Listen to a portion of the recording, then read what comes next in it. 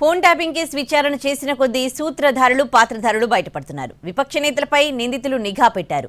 హవాలా వ్యాపారులను నిర్బంధించారు. వాళ్ల దగ్గర లాక్కున్న డబ్బంతా ఓ రాజకీయ పార్టీకి చేరవేశారు. మాజీ డీసీపీ రాధాకిషన్ రావు అరెస్టుతో మరిన్ని నిజాలు వెలుగులోకి వస్తున్నాయి. ఈ కేసులో నిందితులను నాంపల్లి కోర్టు 5 రోజుల కస్టడీకి అనుమతించింది. ఫోన్ ట్యాపింగ్ కేసులో మాజీ డీసీపీ రాధాకిషన్ రావును అరెస్టు చేశారు.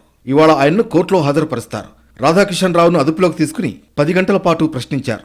ఆ తర్వాత ఆయన్ను అరెస్టు చేసినట్లు ప్రకటించారు పంజాగుట్ట పోలీసులు. ఎన్నికల సమయంలో హవాలా వ్యాపారుల్ని నిర్బంధించి డబ్బుల్ని ఒక పార్టీకి చేరవేసినట్లు అనుమానిస్తున్నారు. ప్రతిపక్ష నేతలతో పాటు పలువురు వ్యాపారులపై రాధాకిషన్ నిఘా పెట్టినట్లు చెబుతున్నారు. ఇంటెలిజెన్స్ బ్యూరో మాజీ చీఫ్ ప్రభాకర్ రావు ఆదేశాలను అమలు చేశారు రాధాకిషన్ రావు. ప్రభాకర్ రావు చెప్పిన వారి ఫోన్లను ట్యాప్ చేశాడు. అలాగే ప్రతిపక్ష నేతలను అనధికారికంగా నిర్బంధించినట్లు రాధాకిషన్ రావుపై ఆరోపణలున్నాయి. అయితే ప్రణీత్ రావుపై ట్యాపింగ్ కేసు నమోదు కాగానే అమెరికా వెళ్లిపోయాడు రాధాకిషన్ రావు. లుకౌట్ నోటీసులు జారీ చేయడంతో హైదరాబాద్కు వచ్చాడు. ప్రభాకర్ రావుతో సమానంగా రాధాకిషన్ ట్యాపింగ్కు పాల్పడినట్లు అనుమానాలు వ్యక్తమవుతున్నాయి. వ్యాపారుల్ని బెదిరించి డబ్బులు వసూలు చేయడంలో రాధాకిషన్ గట్టుమల్లు కీలక పాత్ర పోషించినట్లు కూడా తెలుస్తోంది. ఈ కేసులో ప్రణీత్ రావు డ్రైవర్ని కూడా అదుపులోకి తీసుకున్నారు పోలీసులు. మరోవైపు ఫోన్ ట్యాపింగ్ కేసులో నిందితులను 5 రోజుల కస్టడీకిచ్చింది నాంపల్లి కోర్టు. అడిషనల్ ఎస్పీలు భుజంగరావు, తిరుపతన్నలను విచారించేందుకు స్పెషల్ సెల్ ఏర్పాట్లు చేసుకుంటోంది. ఇవాటి నుంచి 5 రోజుల పాటు ఆ ముగ్గురిని విచారించనుంది స్పెషల్ సెల్. ఫోన్ ట్యాపింగ్ వ్యవహారంపై సీబీఐతో విచారణ జరిపించాలని డిమాండ్ చేశారు బీజేపీ ఎంపీ లక్ష్మణ్. పాత్రధారులతో పాటు సూత్రధారులను కూడా బయటపెట్టాలన్నారు.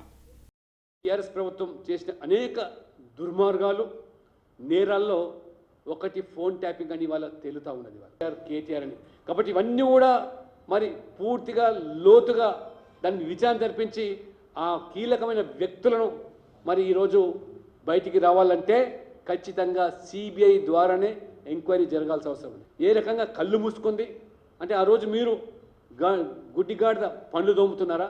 ఈయన లీక్ వీరుడు కాదు, గ్రీక్ వీరుడు అని చెప్పి నిరూపించుకోవాలన్నా ఖచ్చితంగా సిబిఐ ఎంక్వైరీకి వెంటనే వారు ఆదేశించి పూర్తి స్థాయి దర్యాప్తు చేసి కేవలం మరి ఇవాళ దానికి పాత్రధారులు మాత్రమే కాదు సూత్రధారులు కూడా వెలికి తీయాల్సిన బాధ్యత ఉంది.